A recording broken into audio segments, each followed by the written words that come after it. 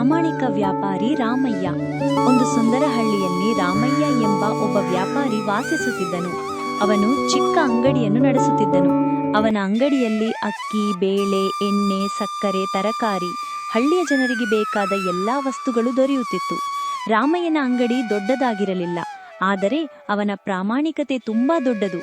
ಅವನು ಯಾವಾಗಲೂ ಸರಿಯಾದ ತೂಕದಲ್ಲಿ ವಸ್ತುಗಳನ್ನು ಕೊಡುತ್ತಿದ್ದನು. ಬೆಲೆಯನ್ನು ಹೆಚ್ಚಾಗಿ ಹೇಳುವುದಿಲ್ಲ. ಹಳ್ಳಿಯ ಜನರೆಲ್ಲ ಅವನ ಮೇಲೆ ತುಂಬಾ ನಂಬಿಕೆ ಇಟ್ಟಿದ್ದರು. ರಾಮಯ್ಯ, 1 ಕಿಲೋ ಅಕ್ಕಿ ಕೊಡಿ. ಸರಿ ಅಣ್ಣ, ಇದು ಸರಿಯಾದ ತೂಕದ ಅಕ್ಕಿ. ಇನ್ನೇನಾದರೂ ಬೇಕಾ? ಬೇಡ ರಾಮಯ್ಯ, ನೀನು ಯಾವಾಗಲೂ ಸರಿಯಾದ ತೂಕ ಕೊಡ್ತೀಯ, ಅದಕ್ಕೆ ನಿನ್ನ ಅಂಗಡಿಗೆ ಬರುತ್ತೇವೆ. ನಿಮ್ಮ ನಂಬಿಕೆ ನನ್ನ ದೊಡ್ಡ ಸಂಪತ್ತು. ಒಮ್ಮೆ ಆ ಹಳ್ಳಿಗೆ ಹೊಸ ವ್ಯಾಪಾರಿ ಬಂದನು. ಅವನು ದೊಡ್ಡ ಅಂಗಡಿ ತೆರೆದು ಕಡಿಮೆ ಬೆಲೆಯಲ್ಲಿ ವಸ್ತುಗಳನ್ನು ಮಾರಲು ಆರಂಭಿಸಿದನು. ಹಳ್ಳಿಯ ಕೆಲವರು ರಾಮಯ್ಯನ ಅಂಗಡಿಯನ್ನು ಬಿಟ್ಟು ಹೊಸ ಅಂಗಡಿಗೆ ಹೋಗಲು ಶುರು ಮಾಡಿದರು. ಇದರಿಂದ ರಾಮಯ್ಯನ ವ್ಯಾಪಾರ ಕಡಿಮೆಯಾಯಿತು. ಆದರೆ ರಾಮಯ್ಯ ದುಃಖಪಡಲಿಲ್ಲ. ಪ್ರಾಮಾಣಿಕತೆ ಇದ್ದರೆ ಜನರು ಮತ್ತೆ ನನ್ನನ್ನು ನಂಬುತ್ತಾರೆ ಎಂದು ಆತ ಶಾಂತವಾಗಿ ತನ್ನ ಕೆಲಸ ಮುಂದುವರೆಸಿದನು.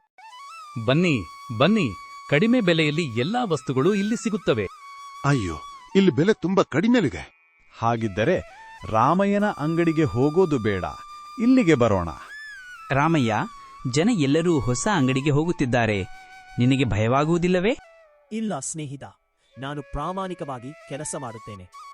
ಒಂದು ದಿನ ಜನರು ಸತ್ಯವನ್ನ ಅರಿಯುತ್ತಾರೆ. ಹಳ್ಳಿಯ ಒಂದು ದಿನ ಹೊಸ ವ್ಯಾಪಾರಿಯ ತೂಕದ ತಕ್ಕಡಿ ಜನರಿಗೆ ಗೊತ್ತಾಯಿತು.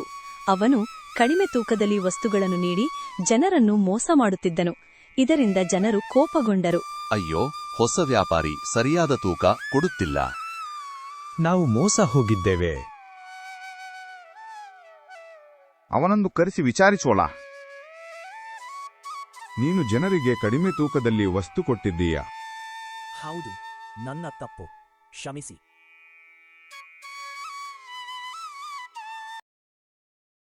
ಹಳ್ಳಿಯವರು ಮತ್ತೆ ರಾಮಯ್ಯನ ಅಂಗಡಿಗೆ ಬರುತ್ತಾರೆ. ರಾಮಯ್ಯ, ನಾವು ತಪ್ಪು ಮಾಡಿದೆವು, ಮತ್ತೆ ನಿನ್ನ ಅಂಗಡಿಗೆ ಬಂದಿದ್ದೇವೆ. ಸಮಸ್ಯೆ ಇಲ್ಲ, ನೀವು ಬಂದದ್ದೇ ನನಗೆ ಸಂತೋಷ. ರಾಮಯ್ಯ ಅಣ್ಣ, ನಾವು ನಿಮ್ಮಂತೆಯೇ ಪ್ರಾಮಾಣಿಕರಾಗುತ್ತೇವೆ. ಪ್ರಾಮಾಣಿಕತೆ ಮತ್ತು ಸಹನೆ ಇದ್ದರೆ ಜನರ ನಂಬಿಕೆ ಮತ್ತು ಯಶಸ್ಸು ಖಂಡಿತ ಸಿಗುತ್ತದೆ.